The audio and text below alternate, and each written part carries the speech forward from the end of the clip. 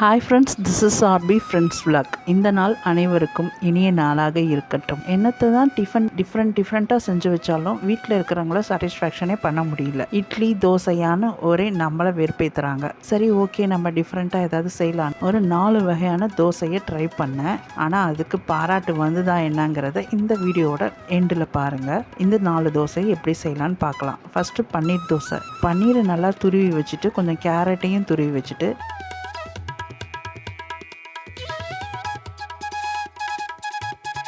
தோசைக்கல்லில் கொஞ்சமாக மாவு போட்டு கொஞ்சம் மொத்தமாக தோசையை ஊற்றி அதில் கேரட்டையும் துருவி வச்ச பன்னீரையும் ஃபுல்லாக போட்டுட்டு நெய்யை நல்லா ஊற்றி விட்ருங்க.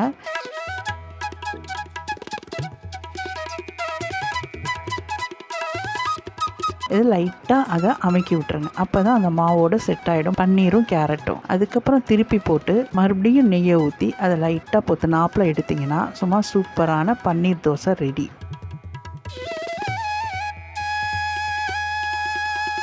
அடுத்ததாக பார்த்தீங்கன்னா ஒரு மசால் தோசை. காலையில் பூரி செஞ்சுருந்தேன். சரி, ஓகே, அதை மசால் தோசையாக செஞ்சிடலான்னு இதை கொஞ்சம் மெல்லிசாக தேய்ச்சிக்கணும் தோசையை. அதை மூடிட்டு இருந்த பூரி மசாலாவை அப்படியே மேலே வச்சு பாதி தோசைக்கு ஸ்ப்ரெட் பண்ணி விட்டு அப்படியே மடித்து எடுத்திங்கன்னா சும்மா சூப்பராக ஹோட்டல் ஸ்டைலில் மசால் தோசை ரெடி ஆகிடும்.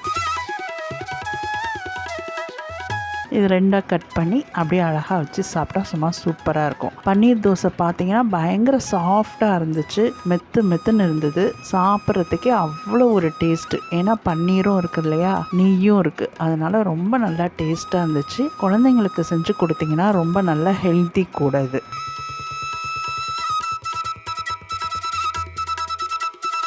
அடுத்ததாக பார்த்தீங்கன்னா தீயான தோசை, ராகி தோசை. ராகி மாவு கொஞ்சம் போட்டுட்டு அதில் கேரட்டு, வெங்காயம், தேவையான உப்பு, கொஞ்சம் தண்ணி ஊற்றி நல்லா மிக்ஸ் பண்ணிவிடுங்க. ஒரு கரண்டி அளவுக்கு தோசை மாவையும் அதில் ஊற்றி மிக்ஸ் பண்ணி ரவா தோசை மாதிரி இப்படி ஊற்றணும். இதை ஊற்றி மூடி திருப்பி போட்டு எடுத்திங்கன்னா ராகி தோசை ரெடி. அதில் கொஞ்சம் எண்ணெயை தாராளமாக தான் ஊற்றிருக்கேன். ஏன்னா இது கொஞ்சம் ரஃப்பாக இருக்கும், அதனால நான் கொஞ்சம் எண்ணெய் தாராளமாக ஊற்றி செஞ்சுருக்கேன். ராகி தோசை ரெடி பண்ணி கொடுத்துட்டேன்.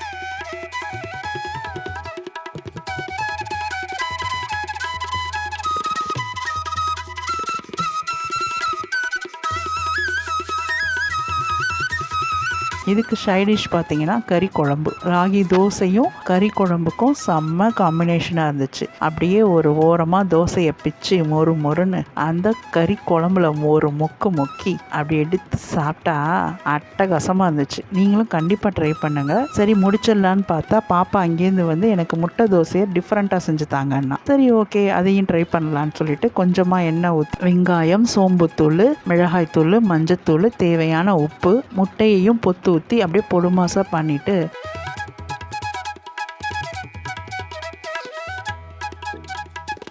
இதுக்கும் தோசையை கொஞ்சம் மொத்தமாக ஊற்றிக்கணும். அதில் முட்டை பொடுமாசை போட்டு பொத்தனாப்புறம் எடுத்துடணும். எங்கள் வீட்டில் நான்வெஜ்ஜுக்குன்னு தனியாக ஒரு தோசைக்கல் இருக்குது. அதில் எப்பொழுதும் நான் மீன் வறுக்கிறது மட்டும்தான். ஆனால் இப்போ தோசைக்குன்னு ஊற்றுனா அது ஒரு பக்கம் போகுது, இருந்தாலும் அட்ஜஸ்ட் பண்ணி எடுத்துட்டேன். இவ்வளோ தான் தோசை. இந்த 4 தோசை நீங்களும் ட்ரை பண்ணி பார்த்துட்டு கண்டிப்பாக எப்படி இருக்குதுன்றத கமெண்ட்டில் சொல்லுங்கள். நானும் கமெண்ட்டில் போடுங்கன்னு தான் சொல்கிறேன், ஆனால் கமெண்ட்டே வரமாட்டேங்குது. என்னோடய ஃபுட்டில் ப்ராப்ளமா இல்லை வீடியோவில் ப்ராப்ளமா இல்லை அந்த அளவுக்கு என்னோட வீடியோ ரீச் ஆக மாட்டேங்குதான்னு தெரியல. இருந்தாலும் ஓகே, எனக்கு இன்ட்ரெஸ்ட் இருக்குது, நான் எனக்கு தெரிஞ்சதை நான் போடுறேன். இந்த தோசை எல்லாத்துக்கும் பாராட்டு கிடைச்சதான்னு கேட்டிங்கன்னா பாராட்டு எதுவுமே கிடைக்கல. அந்த அளவுக்கு நம்ம சந்தோஷப்பட்டுற முடியாது இல்லையா.